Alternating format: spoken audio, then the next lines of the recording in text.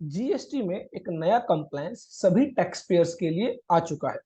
अब एक और कंप्लायंस आपको करना होगा। जीएसटी रिटर्न्स आप फाइल करते हैं, जीएसटी पेमेंट्स आप करते हैं, जीएसटी एनुअल रिटर्न्स आप फाइल करते हैं। इसके बावजूद भी एक और नया कंप्लायंस जो है जिसकी तरफ अब आपको जो है ध्यान देना होगा। अगर आपके केस में यह नया कंप्लायंस एप्लीकेबल होता है तो इसको आपको कंप्लाई करना होगा। नया कंप्लायंस क्या है? gst.gov.in पर एडवाइजरी में आप देख सकते हैं, online compliance pertaining to liability difference appearing in GSTR1 and GSTR3B।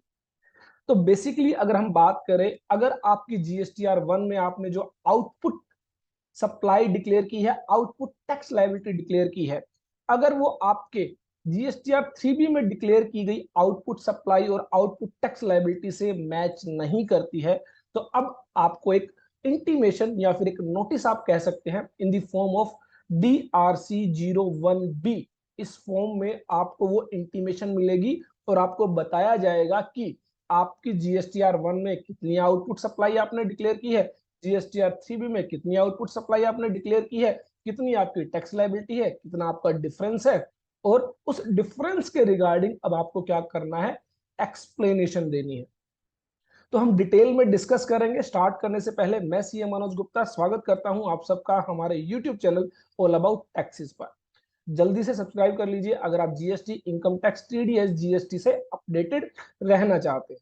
तो यहाँ पर इस एडवाइजरी में कहा गया है कि जीएसटीएन ने एक नई फंक्शनलिटी डेवलप की है और इस फंक्शनलिटी में क्या किया जाएगा, कंपैरिजन किया जाएगा जीएसटीआर1 और जीएसटीआर3B का रिगार्डिंग सप्लाई, आउटवर्ड सप्लाई और आउटपुट टैक्स लायबिलिटी। और अगर उसमें कोई मिसमैच है, आपने आउटवर्ड सप्लाई मान लीजिए जीएसटीआर1 में 10 लाख रुपीस की डिक्लेयर की और आपने जीएसटीआर3B में 4 लाख रुपीस की आउटवर्ड सप्लाई डिक्लेयर की, इट मींस 6 लाख रुपीस का क्या है, मिसमैच है, डिफरेंस है, और उसी की वजह से आपकी टैक्स लायबिलिटी में भी डिफरेंस आ जाता है। तो अब आपको क्या करना है, इसको एक्सप्लेन करना है। तो हम डिटेल में यहां पर देखते हैं कि कैसे ये फंक्शनलिटी काम करेगी।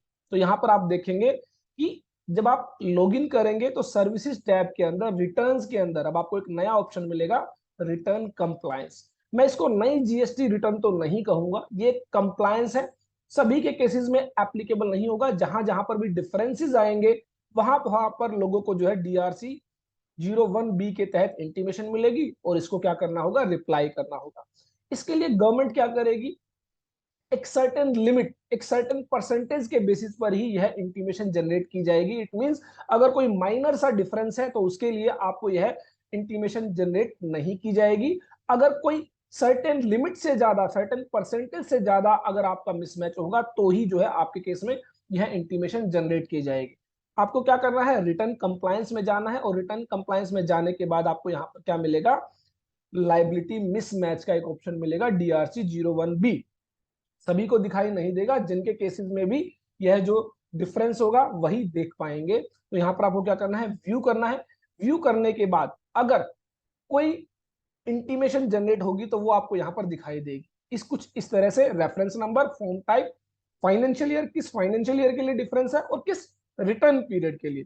अगर क्वार्टरली है तो क्वार्टरली बेसिस पर, मंथली है तो मंथली बेसिस पर, और उसका स्टेटस क्या है, पेंडिंग है या फिर आपने उसको रिप्लाई कर दिया है।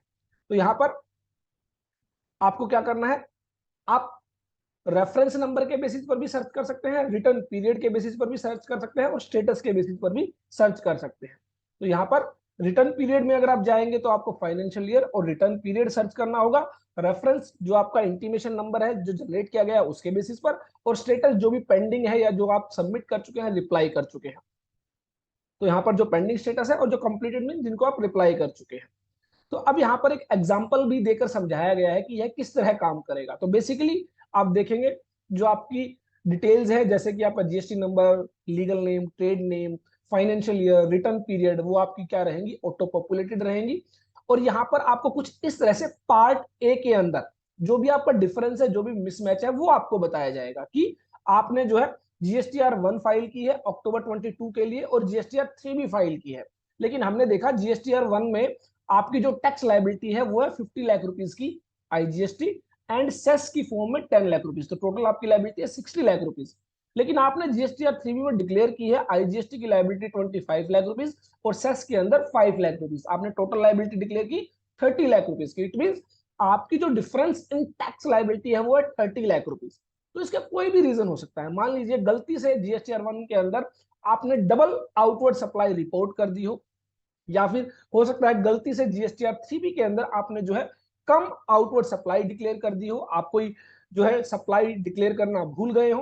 तो अब इसके रिगार्डिंग आपको क्या करना है, सबसे पहले तो इसको समझना है कि ये किस पीरियड के लिए और डिफरेंस क्या है।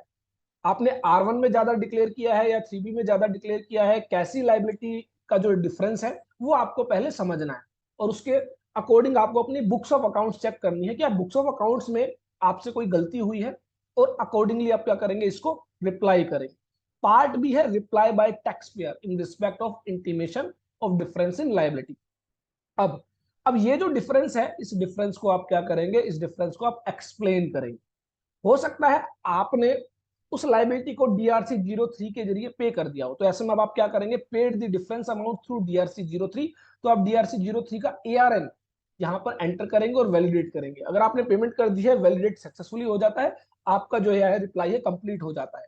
लेकिन अगर आपने डीआरसी 03 के जरिए पेमेंट नहीं की है, कोई क्लरिकल मिस्टेक है, आपसे कोई गलती हो गई है, वो आपने आने वाली रिटर्न्स के अंदर, जो आगे आपने रिटर्न्स फाइल की है उनके अंदर ठीक कर ली है, या फिर जो डिफरेंस है वो ड्यू टू प्रीवियस पीरियड है, किसी पीरियड का मान लीजिए कोई इनवॉइस है वो आपने डिक्लेयर नहीं किया था, अब आपने वो जीएसटीआर 1 में डिक्लेयर कर दिया, जिसकी वजह से क्या हुआ, जीएसटीआर 1 की आउटवर्ड सप्लाई इंक्रीज हो गई, जबकि जीएसटीआर 3B में आपने सिर्फ करंट पीरियड की आउटवर्ड सप्लाई डिक्लेयर की। तो रीजन कोई भी हो सकता है, वो रीजन आपको यहां पर बताना है। एक्सेस लायबिलिटी पेड, आपने पहले ज्यादा लायबिलिटी पे कर दी थी। Form GSTR 1 filed with incorrect details, आपने गलती से जो इनवॉइस है उसको डबल जो है रिपोर्ट कर दिया है।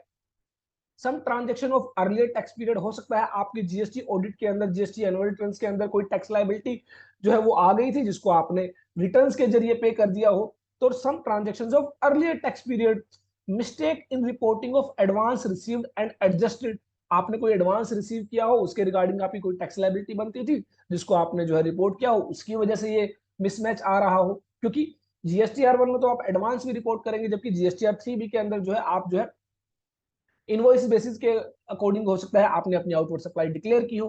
तो रीजन कोई भी हो सकता है, आपको वो रीजन समझना है कि वो रीजन क्या है, वो मिसमैच क्यों है।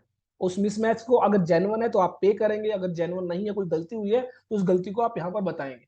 इसके बाद सबसे लास्ट में आपको रीजन दिया गया एनी अदर रीजन, हो सकता है इनके अलावा कोई रीजन हो, तो आप यहाँ पर एक्सप्लेन करेंगे जो है डिटेल में, ताकि जो है ऑफिसर को सही से समझ में आ सके कि वो डिफरेंस क्यों है।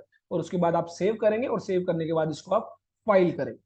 तो ये बेसिकली एक कंप्लायंस मैकेनिज्म आप इसको कह सकते हैं। अभी तक क्या होता था, अगर आपके कोई मिसमैच था, उसके रिगार्डिंग कोई स्पेसिफिक कंप्लायंस आपको नहीं करना होता था, स्पेसिफिक रिटर्न आपको फाइल नहीं करनी होती थी। लेकिन अब क्या होगा, अब अगर एक सर्टेन लिमिट से ज्यादा, सर्टेन परसेंटेज से ज्यादा डिफरेंस जो होगा जीएसटीआर 1 और जीएसटीआर 3B के अंदर आपकी टैक्स लायबिलिटी के अंदर, तो वो अब आपको क्या होगा, इंटीमेशन के जरिए बताया जाएगा in the form DRC 01। Part A में आपको जो है डिफरेंस बताया जाएगा, और पार्ट बी में आप क्या करेंगे, उसका रिप्लाई सबमिट करेंगे। ये मैनुअल बेसिकली यहाँ पर दिया गया है, 25 पेजेस का मैनुअल है, जिसको आप रेफर कर सकते हैं, हमारे टेलीग्राम चैनल से भी आप डाउनलोड कर सकते हैं। तो आप इसको क्या करेंगे, एक एक करके यहाँ पर जो है, जो भी आपका रीजन है उस रीजन को आप समझेंगे, और अकॉर्डिंगली जो है आप यहाँ पर उसको रिप्लाई में सबमिट करेंगे। और जब आप इसको सबमिट करेंगे, तब आपको जो है अगेन एक मैसेज दिखाई देगा कि भी आप जो है सबमिशन कर रहे हैं, आपने इसको जो है थ्रूली जो है इसको चेक कर लिया है, और उसके बाद ही जो है आप यहाँ पर you are about to file the reply in respect of intimation issued in this part A, would you like to proceed, no changes can be made after this reply. इस रिप्लाई के बाद आप जो है चेंजेस नहीं कर सकते हैं। इट मींस इस इंटीमेशन को एक ही बार आप रिप्लाई कर सकते हैं, उसके बाद आप इस इंटीमेशन के रिगार्डिंग कुछ भी नहीं कर पाए। तो ये आपको ध्यान रखना है। अगेन एक ईवीसी कोड आपको मिलेगा, इलेक्ट्रिक वेरिफिकेशन कोड, ओटीपी के जरिए आप इसको क्या करेंगे, सबमिट करेंगे, या फिर डिजिटल सिग्नेचर सर्टिफिकेट के जरिए आप इसको सबमिट कर सकते हैं। तो ये एक पूरा प्रोसीजर यहाँ पर बताया गया है इसके रिगार्डिंग की। पार्ट ए में आपको डिफरेंस बताया जाएगा, और आप उसके बाद क्या करेंगे, उसके पार्ट रिप्लाई को पार्ट बी में सबमिट करेंगे, और यहाँ पर अकॉर्डिंगली आप देख पाएंगे जिस जिस पीरियड के लिए आपको जो है टीआरसी 01B जनरेट किया गया है, उसका reference number, form type, financial year, return period, और उसका स्टेटस। तो ध्यान रखें, चेक करते रहे, अगर आपके इसके रिगार्डिंग आपके पास कोई मेल मैसेज या पोर्टल पर आपको दिखाई दे रहा है कोई DRC01 भी आपके लिए जनरेट किया गया है, तो उस डिफरेंस को समझे और उसके रिप्लाई को सबमिट करें। ये नया कंप्लायंस है जो अब आपको करना होगा। आई होप मेरी ये वीडियो आपके लिए यूजफुल होगी, और ऐसी ढेर सारी वीडियोस के लिए आप हमारे यूट्यूब चैनल को सब्सक्राइब कर सकते हैं, एज वेल एज आप हमारी ऐप जो है प्ले स्टोर से डाउनलोड कर सकते हैं, इंस्टॉल कर सकते हैं। डिस्क्रिप्शन में भी लिंक दिया गया है। Thanks for watching, keep liking, keep sharing, keep subscribing, all about access.